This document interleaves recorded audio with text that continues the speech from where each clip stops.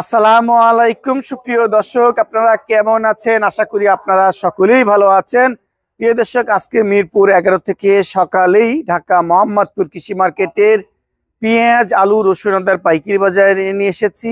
এই বাজারে চালচিত্র দেখতেই পাচ্ছেন, প্রত্যেকটা ঘরেই কিন্তু এগুলো আছে।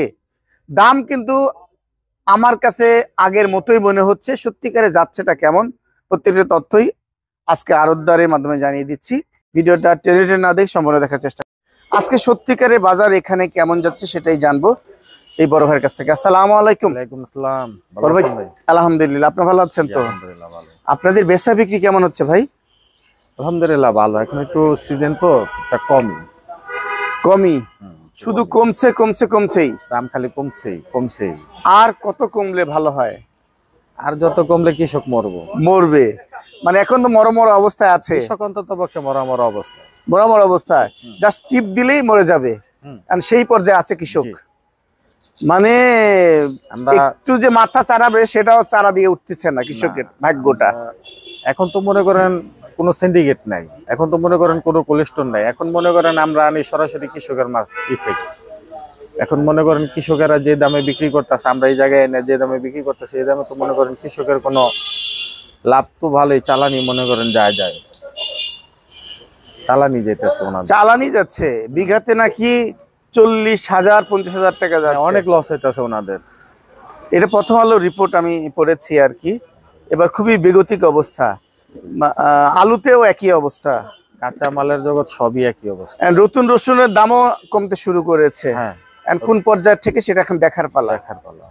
ভাইজান, তার মানে আজকে এই যে আলু বিক্রি করছেন, এটা কত করে বিক্রি করছেন? 14 টাকা 13 টাকা। এরা 14 টাকা 13 টাকা। আর লালটা সেম দাম, 14 টাকা 13 টাকা। আর এই যে চায়না আদা আছে, এই চায়না আদা কত বিক্রি করছেন? চায়না আদা বিক্রি করতেছি আপনার 170-60। 170-60 বিক্রি করছেন। আর কেরালা আদা যাচ্ছে কত? 90 টাকা। ওনলি 90 টাকা বস্তা কাটা? জি। আচ্ছা, আর এই যে পেঁয়াজ, এই পেঁয়াজটা কত বিক্রি করছেন? অনেক ভালো পেঁয়াজ দেখতে পাচ্ছি, অনেক বড় বড় পেঁয়াজ। জি, এটা কোথায়? এগুলো হলো কি আপনার তাহিরপুরের পেঁয়াজ। তাহিরপুর অনেক বড় পেঁয়াজ। তাহিরপুরের পেঁয়াজ এগুলা মনে করেন বিক্রি করতেছে 38 টাকা। ওনলি 38 টাকা? জি। আল্লাহু আকবার। আর ফরিদপুর নিতে পারবেন আপনার 36। ফরিদপুর 36 টাকা নিতে পারবে। 36 টাকা নিতে পারবে। আর এই যে এইদিকে দেখতে মেহেরপুরে পেঁয়াজ দেখতে পাচ্ছি, এগুলা 42 টাকা। এগুলা মেহেরপুরে পেঁয়াজটা একই সাইজ হয়, বড় বড় সাইজ হয়, মানে কোনো ছোট থাকে না, একদম 19-20 বলা চলে, 20 বলা চলে। হ্যাঁ, সব বড় মাল, সব বড় মাল। আর ভিতরে কি কি মাল রাখছেন ভাইজান? ভিতরে এগুলো সব ফরিদপুর মাল বিক্রি করছেন তাহলে 38-37। আর রসুন কত বিক্রি করছেন? এগুলা বিক্রি করতেছে আপনার 210 টাকা 8 টাকা। 210 টাকা।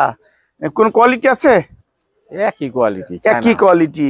কই আপনার দেশীয় রসুন, নতুন রসুন নামছে, সেই রসুনের খবর কি? আমরা তুলি না, কারণ কাঁচা তো, এই কারণে আমরা তুলি না। তুলছেন না? না। নতুন রসুন যাচ্ছে কেমন? নতুন রসুন চলতেছে আপনার 120-30 টাকা চলতেছে। 120 থেকে 30 টাকা যাচ্ছে। মনে হচ্ছে রসুনের দামটা অনেক কমে যাবে খুব শীঘ্রই। হ্যাঁ, দেশীয় রসুনের দাম এখন মনে করেন আস্তে আস্তে উঠবে আর কমবে। জি। বাজার বেগতিক, মানে এত নিম্নমুখী এটা বলার অপেক্ষা রাখে। নিম্নমুখী চলে না, অন্তত পক্ষে জিনিসটা বুনে ওনার দিকে একটু বিবেচনা করা উচিত। কারণ উনি লাভ পাইলে তো আবার সামনের বছর বুনবো, উদ্দীপনা বাড়বে। বুনবো না বুনলে এই সময় আমরা 500 টাকা দিয়েও কিনা খেতে পারবো না।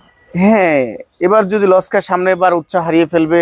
আর কি সরকারের তো কিছু করার নেই এখানে। না, এই মুহূর্তে সরকারের কিছুই করার নেই, কারণ কাঁচামাল ওনার কাঁচামালের গতিতে কাঁচামাল চলবো। এমন জিনিস না যে সংগ্রহণ করতে পারবো সরকার, তাও না।